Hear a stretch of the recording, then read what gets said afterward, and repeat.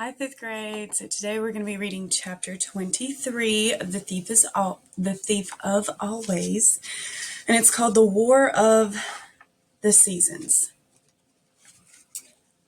Hood didn't waste any time. He'd no sooner made his final offer to Harvey than the balmy wind grew gusty, carrying off the lamb's wool clouds that had been drifting through the summer sky. In their place came a juggernaut, a thunderhead the size of a mountain, which loomed over the house like a shadow thrown against heaven. Okay, so there was a big word in there, and I'm not quite sure what it means, so I stopped.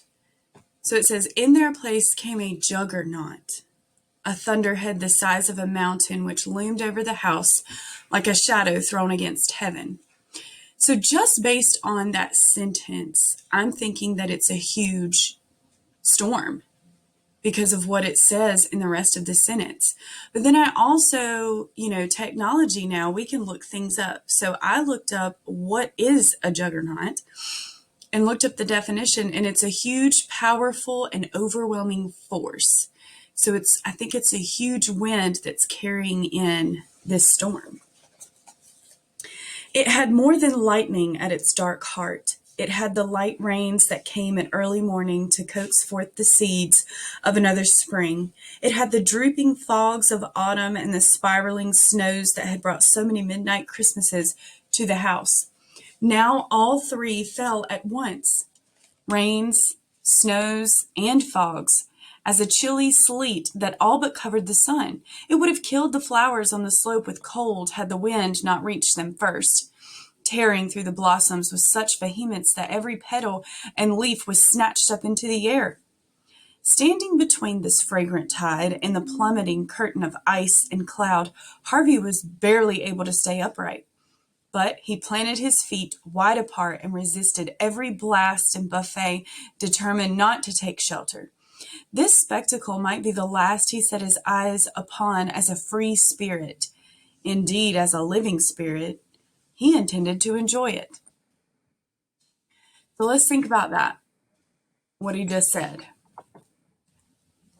This spectacle might be the last he set his eyes upon as a free spirit. Indeed, as a living spirit, he intended to enjoy it. Why does he want to make sure he sees this? And why does he feel like it's the last thing he will enjoy as a free spirit? Well, if you remember, he made a deal with Mr. Hood that he had one final wish, and if Hood was able to grant that wish, that he would go and be his apprentice. So now he's saying, I've asked for this, now I want to see it.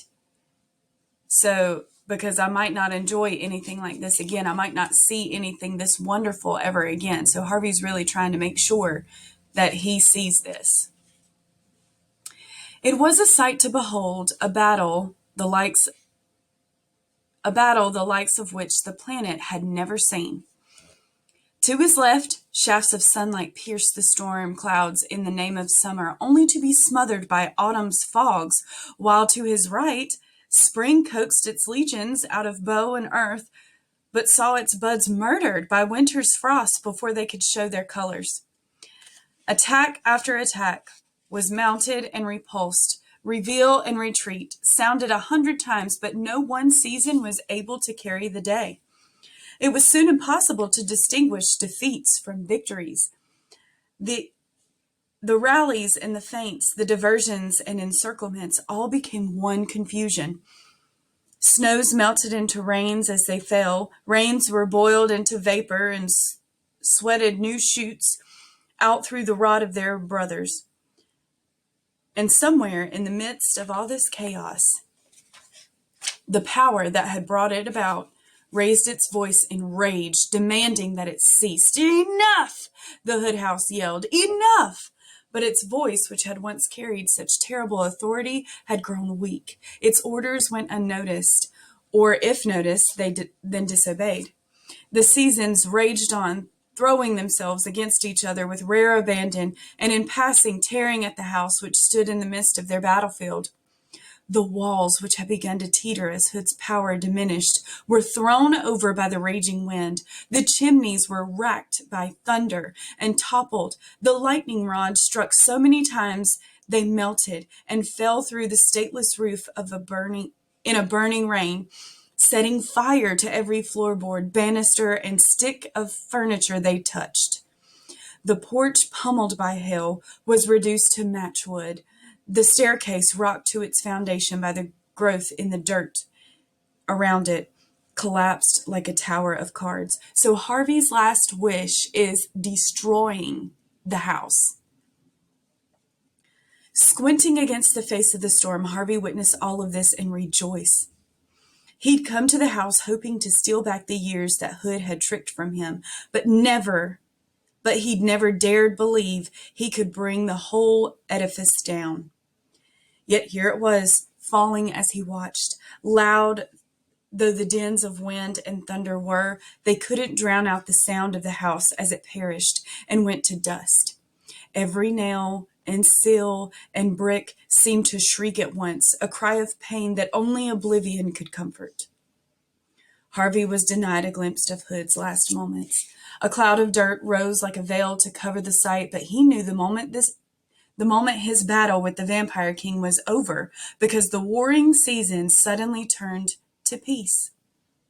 The thunder had softened its furies and dispersed. The wind dropped to an idling breeze. The fierce sun grew watery and veiled itself in mist. There was debris in the air, of course, petals and leaves, dust and ash. They fell like a dream rain, though their fall marked the end of a dream. So he has finally defeated Hood.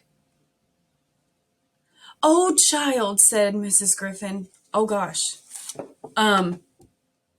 What about Mrs. Griffin? What's going to happen to her? Like, the house is gone. Is the house gone? Like, once it leaves all the way, like it's completely gone, what's going to happen to Mrs. Griffin?" Harvey turned to her. She was standing just a few yards from him, gazing up at the sky. There was a little patch of blue above their heads, the first glimpse of real sky these few acres of ground had seen since Hood had founded his empire of illusions. But it was not the patch she was watching. It was a congregation of floating lights, the same that Harvey had seen Hood feeding upon in the attic, which had been freed by the collapse of the house. They were now moving in a steady stream toward the lake. So you remember those globes that he was sucking and getting more power from? That's what's floating toward the lake.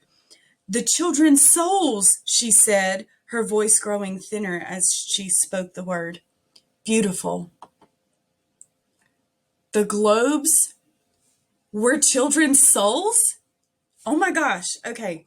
This is crazy. So he was feeding off of other children's souls. So that is like what I was saying from the beginning. Like, they kept talking about how bright Harvey's soul was.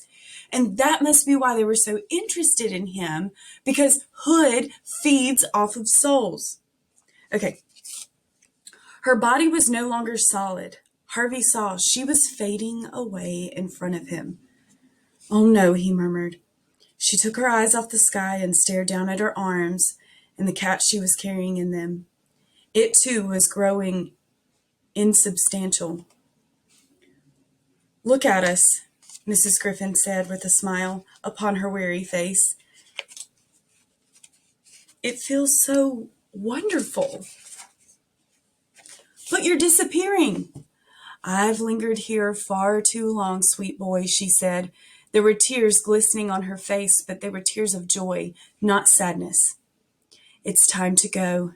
She kept stroking Stu Cat as they both faded from sight. "You are the brightest soul I have ever met, Harvey Swick," she said. "Keep shining, won't you?" Harvey wished he had some words to persuade her to stay a little while longer.